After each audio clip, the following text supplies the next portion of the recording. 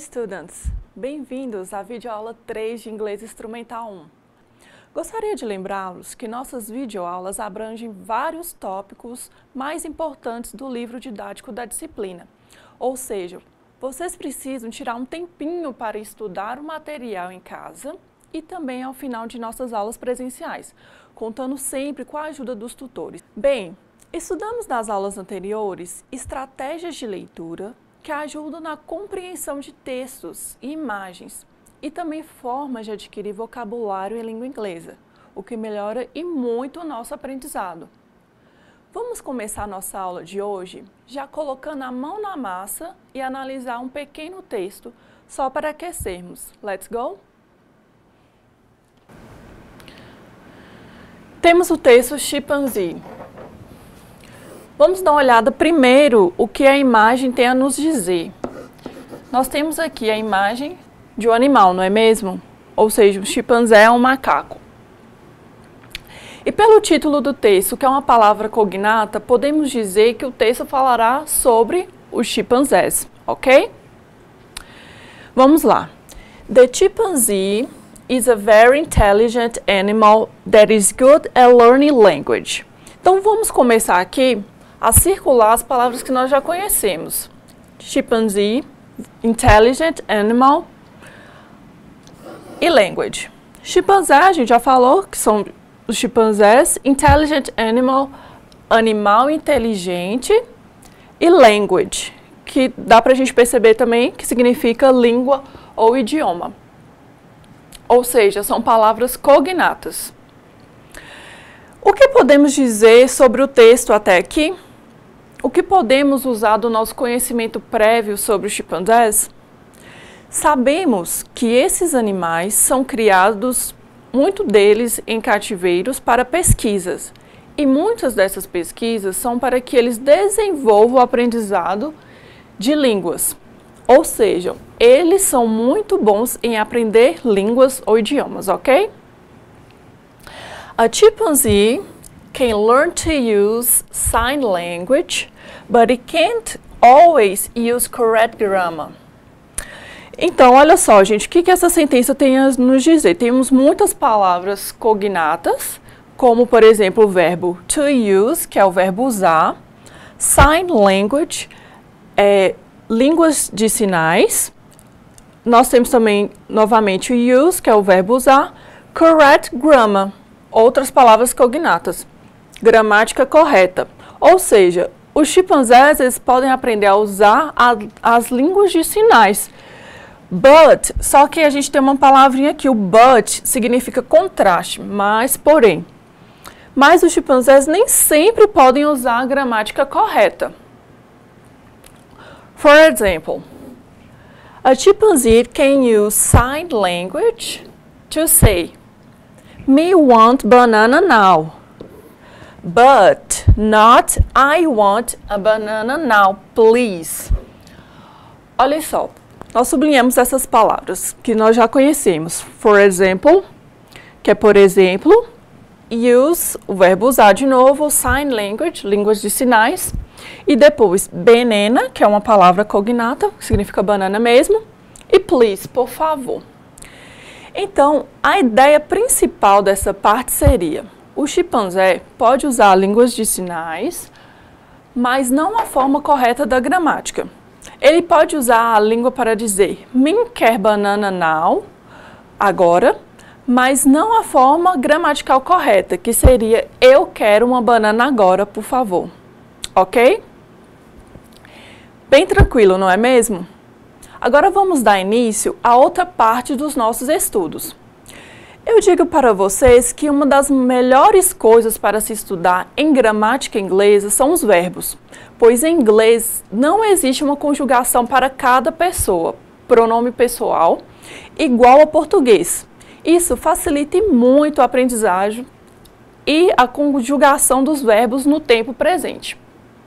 Nós temos no Simple Present somente os pronomes pessoais he, she e it, que conjugam de maneira diferente dos demais. O Simple Present expressa um fato, um acontecimento e ações habituais no presente. Por exemplo, quando eu digo Eles vão à escola todos os dias. They go to school every day. Ela trabalha no Instituto Federal. She works at IFNIMG. As aulas iniciam às 7 horas. Classes start at 7. E por aí vai. The simple present, o presente simples, expressa também verdades universais e ações futuras planejadas, como por exemplo, birds fly, aves voam. The train leaves in 20 minutes, o trem sai em 20 minutos. Na forma afirmativa, para os pronomes I, you, we, you, they, conjugamos os verbos no presente, retirando apenas o to do verbo no infinitivo. Por exemplo, o verbo to dance. Na forma do presente simples, na afirmativa, eu tiro o to e apenas deixo o verbo e coloco o sujeito. I dance, eu danço. You dance, você dança. We dance, nós dançamos. You dance, vocês dançam. They dance, eles ou elas dançam. Até agora está tudo tranquilo, não é mesmo? Então, entraremos com algumas regras para os verbos usados na terceira pessoa do singular, com os pronomes he, she e it, alright? Observe no slide. Na afirmativa, somente na terceira pessoa do singular, he, she, it, do presente simples, simple present, adiciona-se o S ou o ES à base do verbo. Quando a base do verbo termina em O, S, SH, CH, X e Z, adiciona-se o ES. Vamos aos exemplos. Nós temos as bases dos verbos, as formas que eles ficam com ES e o significado. Olha só, o verbo go. A gente percebe o quê? Que ele termina em O.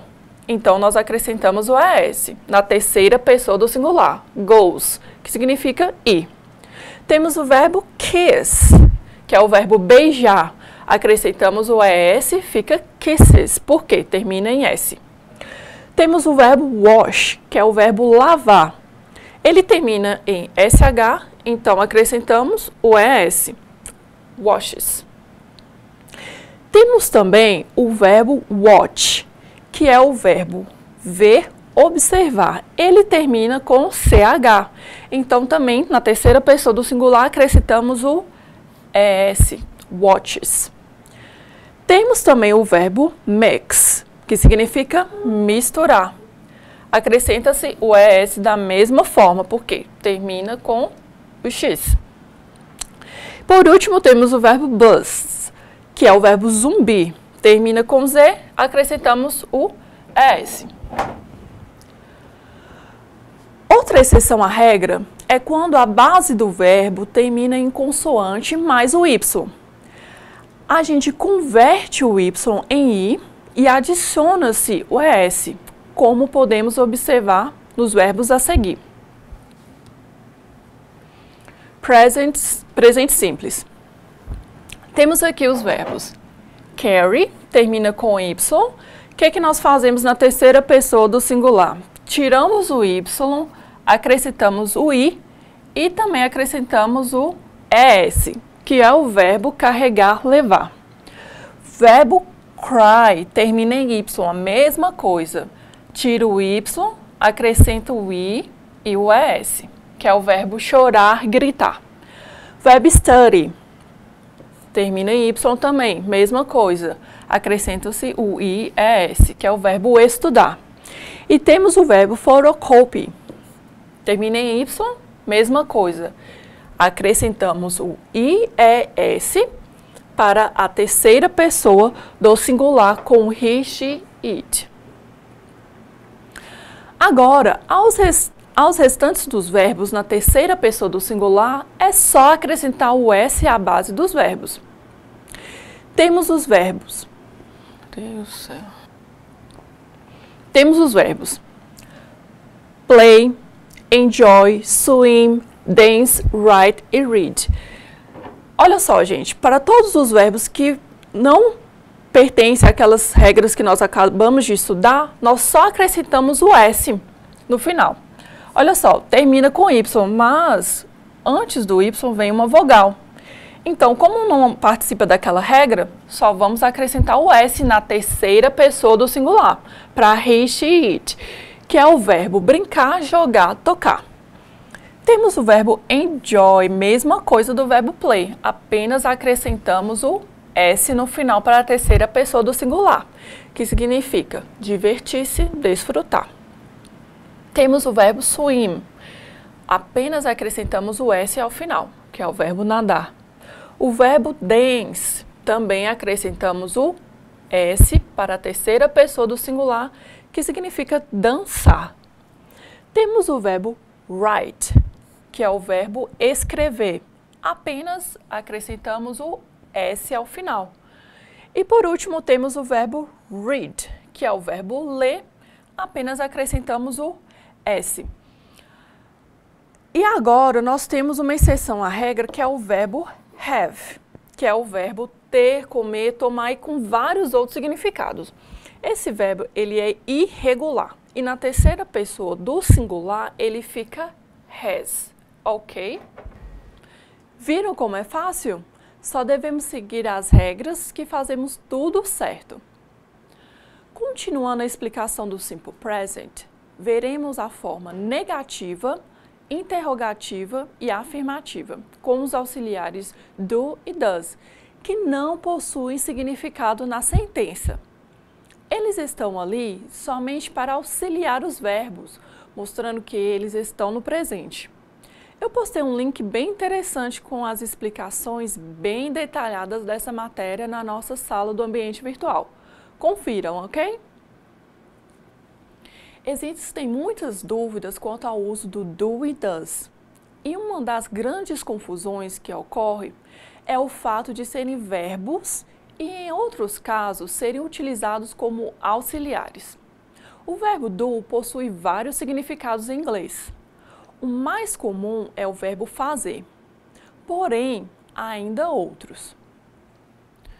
Uso do do e do does. O uso do do.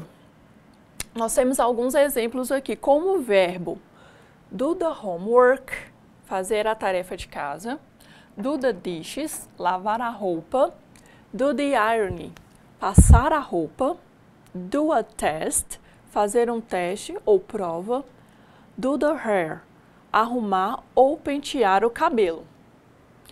Enfim, você entenderá o significado do verbo do de acordo com as palavras próximas a ele. Infelizmente é assim mesmo, portanto, paciência. Com o tempo, você pega o jeito e acaba nem mais percebendo que sabe seus vários significados. Será de forma bem espontânea. Agora, a palavra does nada mais é do que o verbo do conjugado na terceira pessoa do singular. Eu sei que esse negócio de regras e termos técnicos é chato, mas não dá para evitar nesse caso. Temos que falar a respeito. Para simplificar, anote aí que a terceira pessoa do singular em inglês pode ser he, she ou it. Assim, podemos dizer o uso do verbo does. He does the ironing, ele passa a roupa. She does the laundry, ela lava a roupa. He does his homework, ele faz a tarefa de casa. She does a favor, ela faz um favor. Um erro comum entre estudantes iniciantes de inglês é o de sempre querer traduzir o do ou does nas sentenças em que aparece. E o do e does, enquanto auxiliares, não possuem tradução. Eles são uma marca principal de que a frase está na interrogativa ou negativa. Veja, por exemplo. Do you like study English? Você gosta de estudar inglês? Does she study Spanish? Ela estuda espanhol? They do not live here. Eles não moram aqui. He does not work on Friday. ele não trabalha às sextas-feiras. Nessas sentenças, não traduzimos o do nem mesmo o does. Neste caso, as duas palavras estão nos auxiliando nas frases para formar as interrogativas e as negativas. Como o papel de do e does nessas sentenças é de nos auxiliar, podemos dizer que o do está na sua função ou uso de verbo auxiliar. Agora vamos misturar tudo para ver se entendemos mesmo. Vejam aqui nos exemplos. I do my homework every afternoon. Eu faço minha tarefa todas as tardes. She does the dishes. Ela lava a louça. Do you live with your parents? Você mora com seus pais? Does she like this kind of book? Ela gosta desse tipo de livro? He does not use his computer at home. Ele não usa o computador em casa. They do not live together. Elas não moram juntas.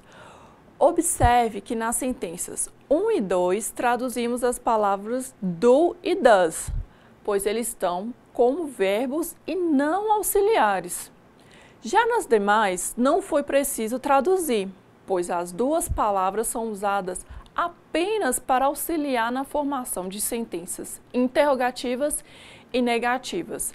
Repetindo, nas sentenças 3 a 6, elas estão apenas para nos ajudar, nos auxiliam a entender que se trata de sentenças negativas ou interrogativas.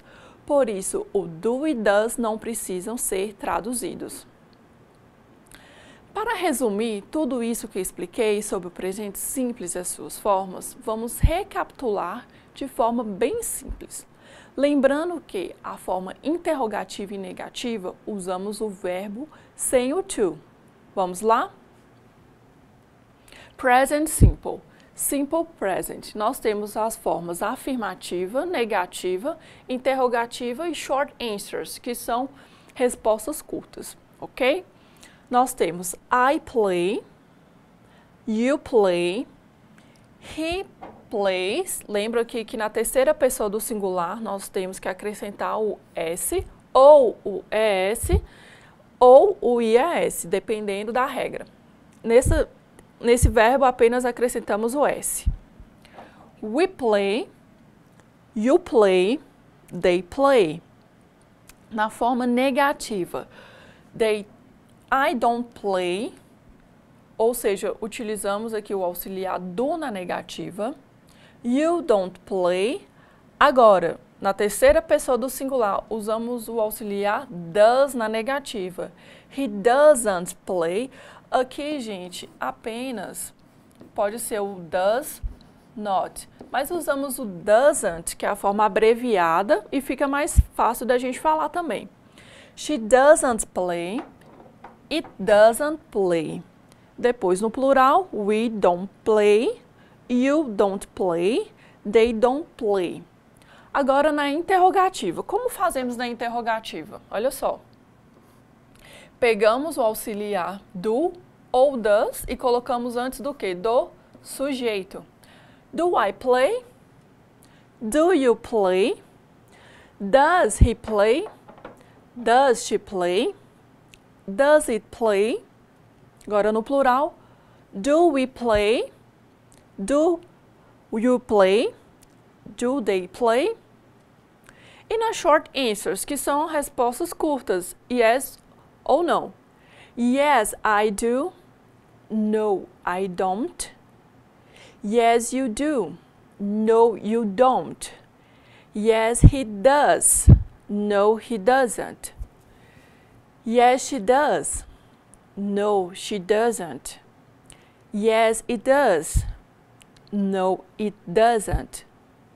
Yes, we do. No, we don't. Yes, you do. No, you don't. Yes, they do. No, they don't. E para completar os estudos, vou acrescentar alguns advérbios e locuções mais usados no presente simples. Observem.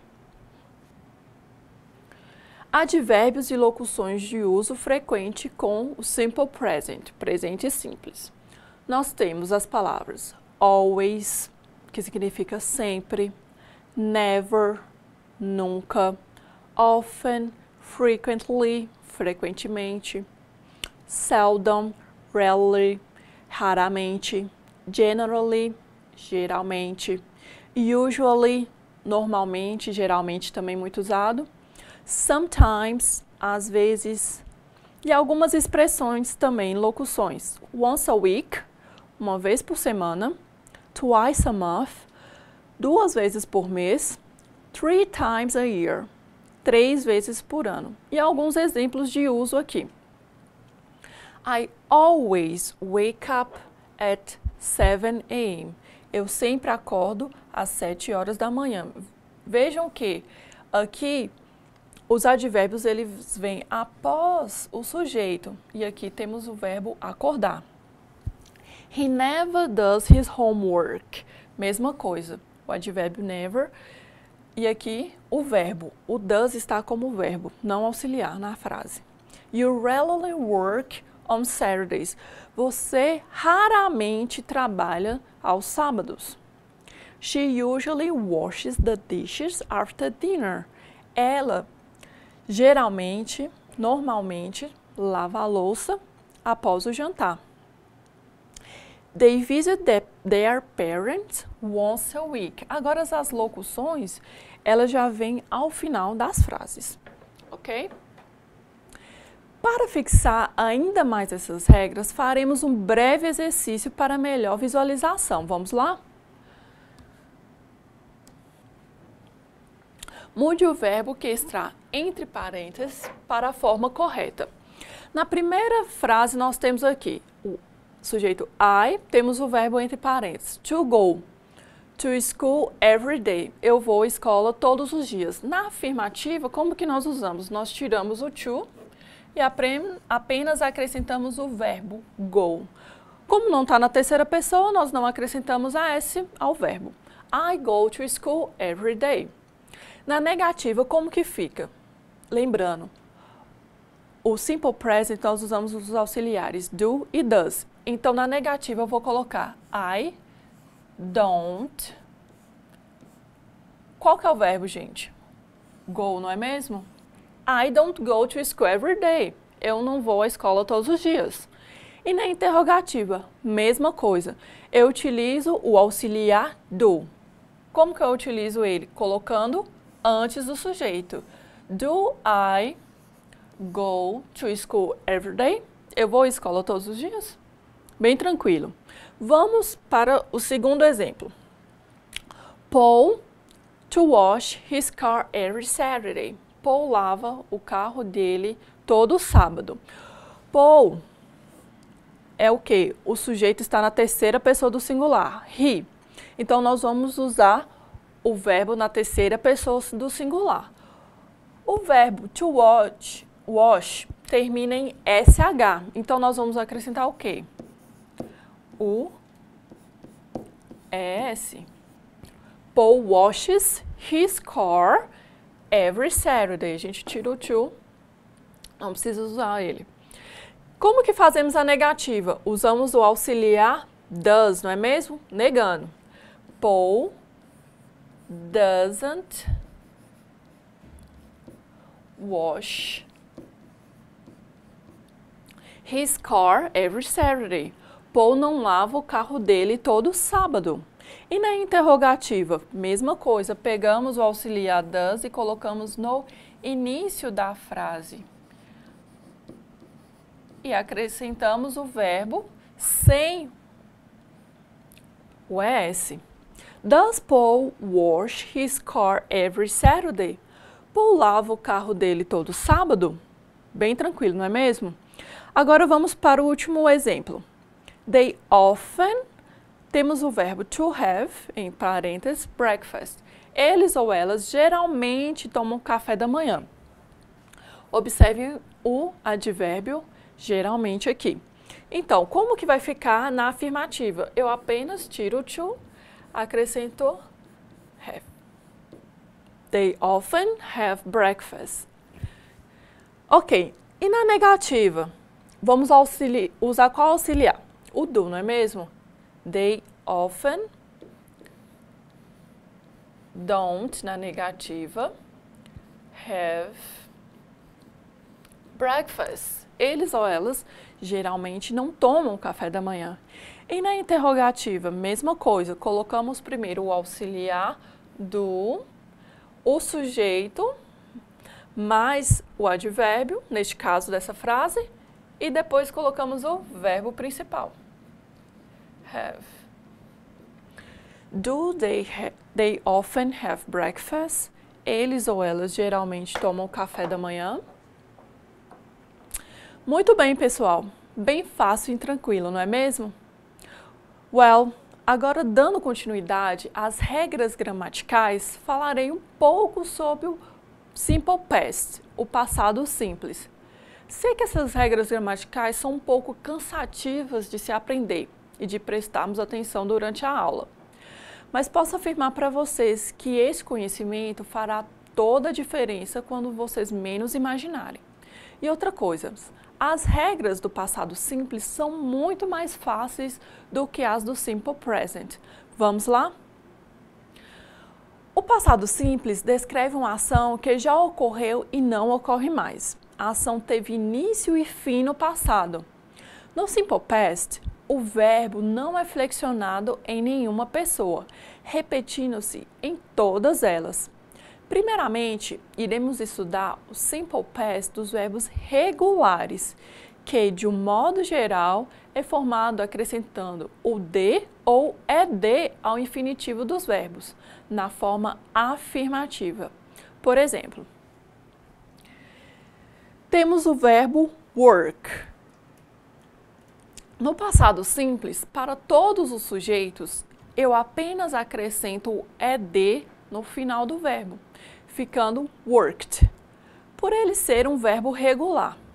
Confiram. I worked yesterday. Eu trabalhei ontem. You worked. She worked. He worked. It worked. We worked. You worked. They worked. Lembrando que sempre teremos as exceções das regras, mas nada que nos impeçam de aprender, não é mesmo? Take a look at the example. Observem no exemplo. Verbos regulares. Temos na forma afirmativa, as afirmações. Os verbos no simple past são constituídos da partícula ed no final. E para isso, deve-se seguir algumas regras. Verbos já terminados em E apenas ganham o D. Por exemplo, o verbo dance. A gente acrescenta só o D no final, danced. Verbos terminados em consoante mais Y, perde-se o Y e ganha-se o IED, como, por exemplo, o verbo study, fica studied. Verbos terminados em vogal mais Y apenas ganham o ED, como o verbo play, played. Verbos terminados em consoante mais vogal mais consoante e cuja última sílaba seja a tônica, dobram a última consoante e ganha-se o ED, como o verbo stop. Fica stopped. Agora os verbos irregulares. Nas afirmativas, nas frases com afirmações. As frases afirmativas dos verbos irregulares se compõem do sujeito mais passado simples do verbo. Por exemplo, I saw, eu vi, she said, ela falou.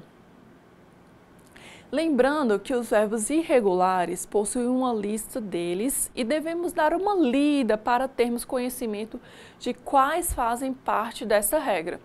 Eu postei na nossa sala virtual, na parte de material complementar, uma lista desses verbos e quando vocês tiverem um tempinho, deem uma olhada nela, alright? Vamos prosseguindo. Agora temos as interrogações, regulares e irregulares. As interrogações no Simple Past pedem a ajuda do auxiliar did, passado do auxiliar e do verbo do, mais a forma normal do verbo. Nós temos aqui, na interrogativa, did you drink? É a mesma coisa, gente. Usamos o auxiliar did para levar o verbo ao passado. Você tomou? Você bebeu? Did she sleep? Ela dormiu? O auxiliar did leva o verbo para o passado. Note que quem está no passado é o auxiliar did. O verbo principal continua na sua forma básica, ok? Na negativa, adiciona-se o did mais not, que é o didn't mais utilizado, após o sujeito e serve para todas as pessoas. You did not drink. Você não tomou, você não bebeu. Ou então eu coloco you didn't drink. She did not sleep. Ela não dormiu. Ok? Eu também posso falar she didn't sleep. Viram como é fácil aprender inglês? Só temos que ter um pouco de paciência e interesse que tudo fica mais tranquilo. Agora, pessoal, vamos pegar um trecho de uma música um pouco antiga, mas muito bacana, da banda Supertramp, The Logical Song. Vamos analisá-la, verificando tudo o que estudamos até aqui. Let's go? Logical Song. Olha só, como não temos nenhuma imagem, nenhuma figura, nós vamos analisar o texto mesmo. Vamos fazer primeiramente uma leitura bem rápida do texto total. Olha só. When I was young, it seemed that life was so wonderful. A miracle, oh, it was beautiful, magical. But then they sent me away to teach me how to be sensible, logical, responsible, practical. And they showed me a world where I could be so dependable, clinical, intellectual, cynical. At night, when all the world's asleep, the questions run so deep for such a simple man. Now, what would you say? Or they will be calling you a radical, liberal, fanatical, criminal. Olha só, pessoal, eu fiz aquela primeira leitura do texto, da música, li tudo que tem aqui pra gente e já fui sublinhando o que eu já conheço, o que eu tenho em mente. Então, vamos começar aqui pela primeira frase. Nós temos o que? A palavra when, é uma W8 question, nós já estudamos isso anteriormente, que significa quando. I, sujeito da frase, não é mesmo? Eu, was, lembramos que é o quê? O verbo to be no passado, young. Young, eu vou fingir que eu não sei o que significa a palavra, vamos deixar mais pra frente. Então, quando eu era ou quando eu estava, então aqui que a gente já percebe aqui que a frase já está nos remetendo o texto ao que? Ao passado. It está se referindo a alguma coisa também. Agora, olha só o que a gente percebe aqui. Temos esse verbo que ele está terminando em ed. Lembrando o quê? As frases em inglês, elas têm uma estrutura bem fixa. Temos o quê? O sujeito, depois o verbo e o complemento. Nesse caso, nós temos o verbo seem, que é o verbo parecer. Ele terminando em ed, então vai nos levar ao que? Ao passado. Parecia. That life was so wonderful. Nós sabemos que life significa vida, no nosso conhecimento prévio. Was, verbo to be no passado. Então, parecia que a vida era ou estava so wonderful. O que seria wonderful? A gente já ouviu falar essa palavra em algum lugar, não é mesmo? Wonderful significa maravilhoso ou maravilhosa. Então, olha só. Quando eu era alguma coisa, parecia que a vida era muito maravilhosa. Beleza. Agora, olha só. Nós temos algumas palavras cognatas. A miracle. O que miracle nos lembra? Milagre, não é mesmo? Então, por isso que eu sublinhei aqui. O milagre. Oh, it was beautiful, magical. Mesma coisa. Esse it aqui está se referindo a alguma coisa no passado. Então, alguma coisa o quê? Minha vida. Minha vida era o quê? Maravilhosa. Era um milagre. Oh, it was beautiful. Beautiful é a palavra bonita. Era linda, maravilhosa. Magical nos lembra qual palavra? Mágica, não é mesmo? Até aqui tudo bem, né? Ou seja, quando eu era mais novo, parecia que a vida era maravilhosa, um milagre. Oh, era linda, era mágica. But, nós já vimos essa palavrinha aqui hoje. But é a palavra de contraste, porém, mas, ok? Then they, o sujeito, eles ou elas, send me away.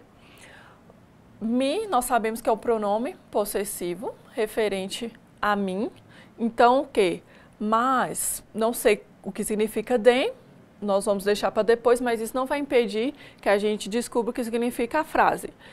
They send me away. Alguma coisa, porém, mas, they send me away. Aqui nós temos o verbo sent, que está também no passado. Ele é um verbo irregular. Depois vocês dão uma olhada na listinha dos verbos irregulares para ter conhecimento. Que é o verbo enviar. Já que está no passado, o verbo fica enviou. Eles me enviaram away, significa longe. Eles me enviaram para longe to teach me. A palavra teach remete vocês aqui a outra palavra, teacher, não é mesmo? Professor. Já que professor é teacher, a palavra teach é o quê? Ensinar, é o verbo ensinar. Então, eles me enviaram para longe para me ensinar how to be sensible. How é uma palavra, uma W8 question. W8 question que nós já estudamos anteriormente, que significa como. To be, o verbo to be aqui está no presente, está no infinitivo. Eles me enviaram para longe para me ensinar como ser sensible. Aqui tem uma pegadinha. A palavra sensible, ela parece uma cognata, não é mesmo? Parece com o quê? Sensível. Só que ela significa sensato. Então, eles me enviaram para longe para me ensinar como ser, sensato. Lembrando que sensível é sensitive, ok? Beleza. Agora temos algumas palavras aqui que a gente nunca viu, nunca teve conhecimento. Será mesmo? Olha só. Logical, responsible, practical. Palavras muito difíceis, não é mesmo? Ó, logical, para ser o quê? Lógico. Responsible, responsável. Practical, prático. Bem tranquilo mesmo essa parte. Agora temos aqui o restante da letra da música. And they showed me a world where. Vamos parar por aqui. They, continuando o quê? Se referindo a eles lá em cima. Eles showed me. Olha só o verbo aqui também. Lembrando que o verbo sempre vem depois do sujeito. E acrescentado com ed no final, regra que acabamos de ver. Então, o verbo show, o verbo mostrar, foi para o passado. They showed me, eles me mostraram a world where. World, a gente já conhece essa palavrinha pela internet. World significa mundo. Where. Where é outro W8 question que nós já vimos nas nossas aulas, que significa onde. Então, eles me mostraram um mundo onde eu, could be so dependable. Não sei o que significa could. Vou deixar para depois, mas não vai interferir no sentido da frase. Eu seria, poderia ser, não sei, mas tem um verbo to be aqui. Eles me mostraram um mundo onde eu seria so dependable, muito dependente. Olha só essa palavrinha aqui, como que tá fácil para a gente saber o significado. Dependente, clinical, intellectual, cynical. Clínico, intelectual, cínico. Ok? Agora essa outra parte. At night, when all the world's asleep, At night, também já vimos essa expressão at night, significa à noite. When all the world's asleep. Quando all significa todos, com mundo, todo mundo. E aqui temos o verbo dormir. À noite, quando todo mundo dorme, the questions run so deep for such a simple man. Questions, ela é uma palavra conhecida, não é mesmo? Questions nos remete a que palavra em português? Questões, questionamentos, perguntas, não é mesmo? Run so deep, vou deixar mais pra frente, for such a simple man. Simple, simples, e man, nós sabemos que é homem, que nós já vimos em seriados, Superman, ok, homem. Então, o que essa frase aqui pode nos remeter?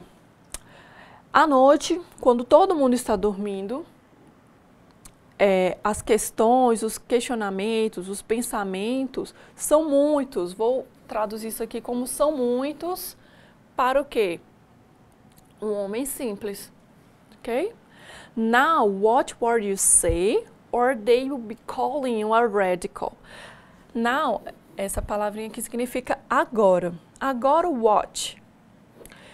Temos o verbo aqui, observar, que nós já vimos anteriormente na aula de hoje. Então, nós já sabemos o significado. Agora, observe what you say. Outra WH question aqui, que significa o quê? Então, agora, observe o que você diz. Or, muito fácil, ou they will be calling you a radical. Ou eles, o verbo ser aqui.